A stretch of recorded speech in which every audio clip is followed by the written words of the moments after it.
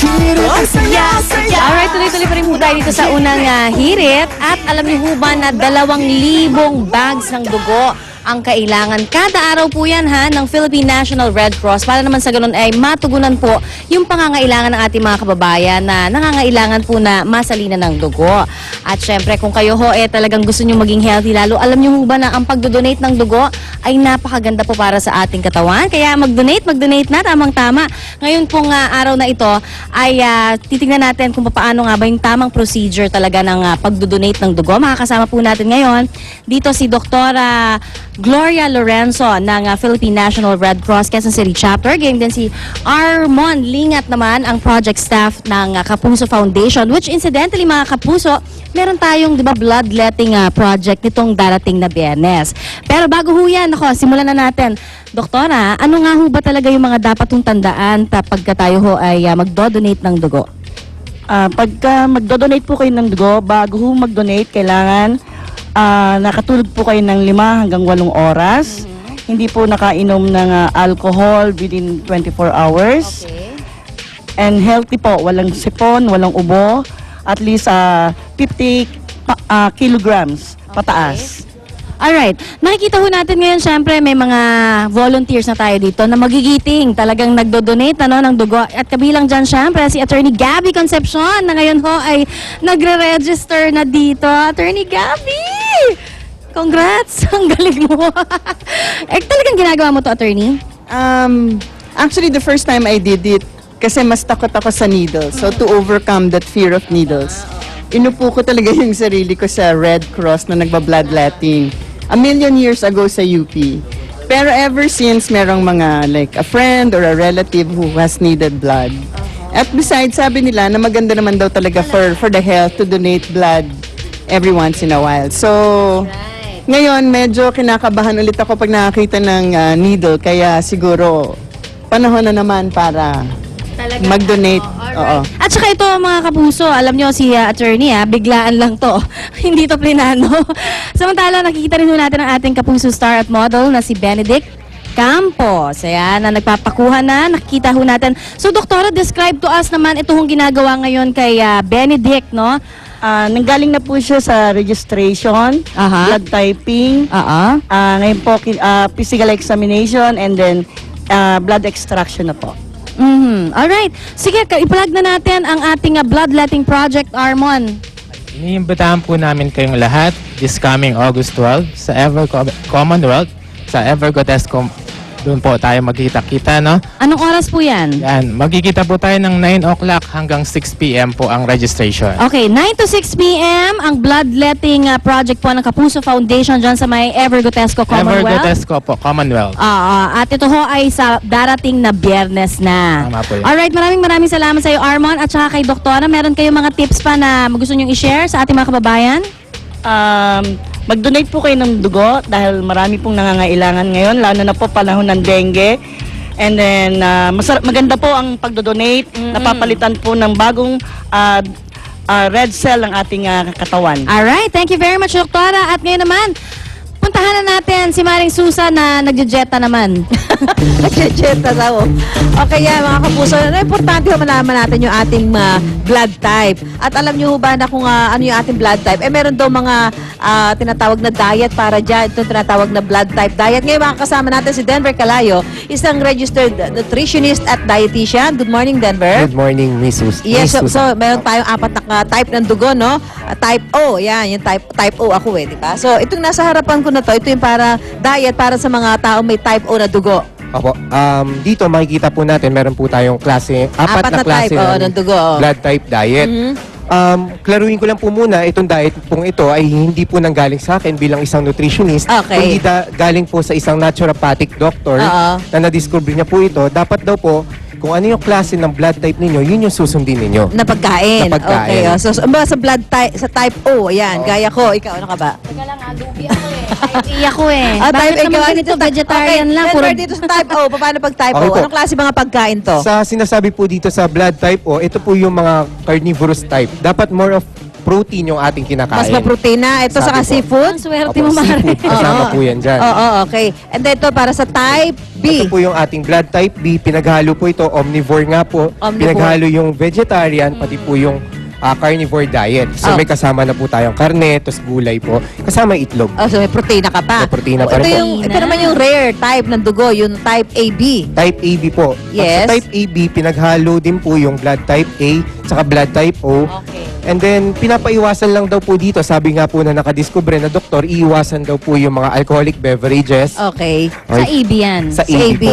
Okay. Kasi mas prone daw sila dun sa tinatawag na stomach cancer. Okay. I see. Yung type Type A. Type A. Yan A para po tayo. Ito A negative at A positive. Basta Kasama A po kasama rin yan. yun. Okay. So, sa blood type A po, more of Gulay. vegetarian Talagang diet. papayat ako pa sa Gulay. Oo. Tapos yung source of protein natin, tofu po or soya. Pero kanina may binabanggit ka, Denver, no? So ito yung pagkain, mas dapat, maraming pagkain na dapat kainin ng mga taong depende sa kanilang blood type. Pero may binabanggit ka nga, Dapat, sinasabi nga namin mga nutritionist, dietitian, dapat sa tuwing tayo kakain, nandun yung konsepto ng balance, variety, moderation.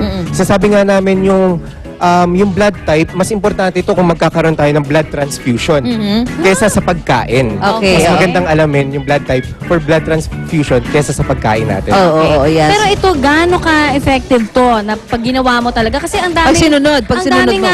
it's a fad right Oo, now, oo, di ba? oo. Na nagkakaroon ng tinatawag itong blood type diet. Para At, nagkakaroon ng sinasabi, oo. confusion. Ayan. Nagkakaroon po tayo dito sa diet na to, nagkakaroon tayo ng calorie restrictions. Kaya para sa iba, bumababa yung kanilang timbang. Oo. Kung tayo ba naman ay kakain halimbawa ng puro protina, Oo. medyo may May taste kulang. fatigue tayo ma-experience. Oo. Konti lang po yung ating Pero makain. kunyari sa case ni Susan, siya, eh puro protina yan. Kaya kailangan, kakain pa rin ako ng ibang pagkain. So, kailangan Napagkukunan ko ng balance pa ibang rin.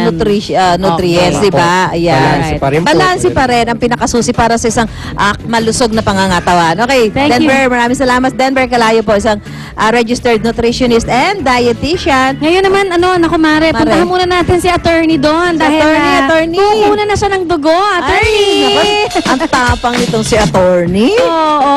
Talaga naman, akalain mo. Magbabalik po ang unang hirit. Diyan lang kayo, ha? Ang tapang.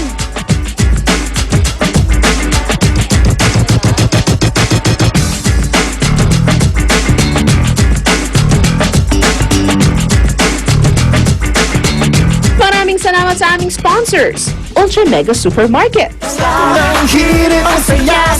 Alright, welcome back. Sino may birthday? Si Nelson Canral. Happy birthday, Nelson! God bless. Yes, at happy birthday din kay Carmi Martin. Happy dahil birthday! nagbe-birthday. O, meron pa isa nagbe-birthday si Noni Romero. Happy birthday from CJ po yan. At ito, checkan na muna tayo mga kapuso. Simula mamayang gabi, isang bigating Korean novela ang mapapanood nyo muli dito sa GMA Network. Yan ang Big Thing.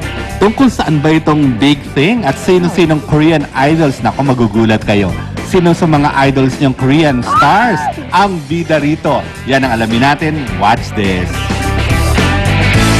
Muli na naman natin masisilayan sa Philippine Primetime TV ang dalawa sa pinakamalalaking pangalan sa Korean novela. Si Kwon Sang-woo o mas kilala bilang si Cholo ang nagpakilig sa atin sa Stairway to Heaven at si Ko Hyung-jung o mas kilala sa kanyang papel bilang Lady Michelle na nagpaluha sa atin gabi-gabi sa Queen Shondok.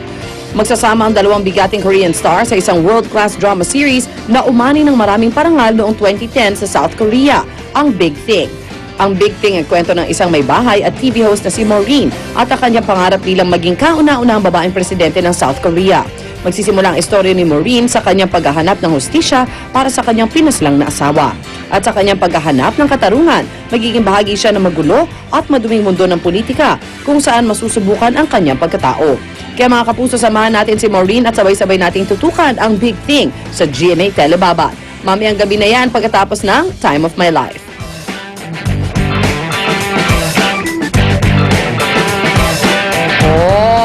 Oh, Para may idea yun. na kayo, ha? Si Kwon Sang-woo. Oo. Diba si Cholo? Yes. Bumabalik. Correct. At syempre, mukhang seryoso tong na to, ha? Tong soap na to, ha? The first female president of South Korea. Go girl. Go girl na lang nasabi natin. At ito ngayon naman, tara at maitambay na tayo sa mga paborito ninyong Kapuso Stars. Tara sa star-studded taping ng epic seryeng Amaya mula sa Pagsanhan, Laguna. Nandun ngayon sina Luan at Arn. Go guys! Luan! Thanks, Kuya Lar and Suzy. Hindi ko po alam kung nasan si Arn ngayon. Kasalukuyan po siyang nawawala. Anyways, nandito pa rin tayo. Ito nang inaabangan ninyo. Una sa lahat, nangunguna at kauna-unahang epic serye sa Pilipinas ang Amaya. At ito na po siya. Ayan. Good morning, Amaya. Ayan. Ano ba ang mangyayari sa paghahatol na magaganap maya-maya lang?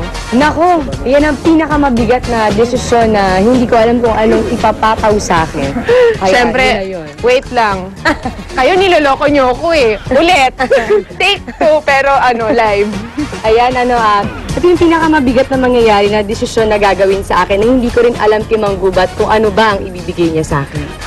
Siyempre, lahat ng tao medyo kinakabahan, no? Pati kami. Puntahan muna natin dito, dalawin natin yung mga gentlemen ng Amaya. Guys, kumusta naman? Hindi ba kayo giniginaw? Medyo maulan kayo. Okay lang tayo. Okay lang kami dito. Ayos lang kayo dyan. Okay. Kayo, sang-ayon ba kayo sa paghahatol na magaganap kay Amaya? Rob, ano tingin mo? Wala akong masabi. Takot ako kay Mang Gubat. Lahat kami takot kay Mang Gubat. Maliban na lang kay AJD. So, ano masasabi mo? Kung anong nararapat, abangan na lang natin yan. Sige, tanungin naman natin ng girls dito sa kabila. Ayan, lumipat tayo. Girls! Dito pa rin Okay lang, ano ka ba? Nakikiyakap siya dito. Sige, girls, kayo ba? Sang-ayon kayo sa mangyayaring paghahatol? Eto na, madam. Ano ba masasabi mo? Siyempre alam ko pero di ko sasabihin. Kailangan manood sila. Yes!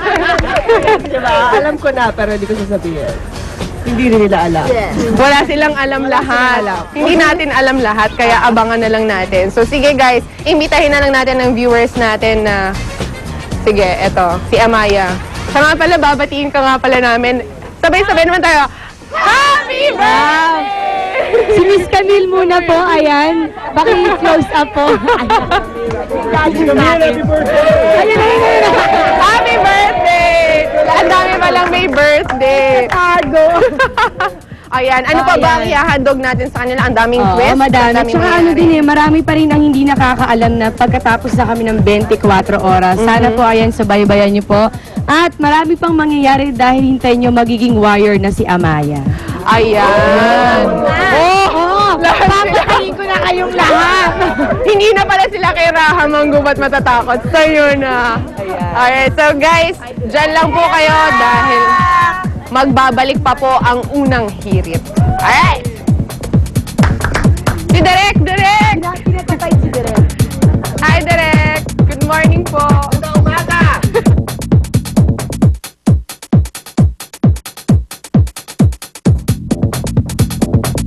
Unang hirit would like to thank Ensha by Leslie Diaz. Unang hirit, ang saya-saya.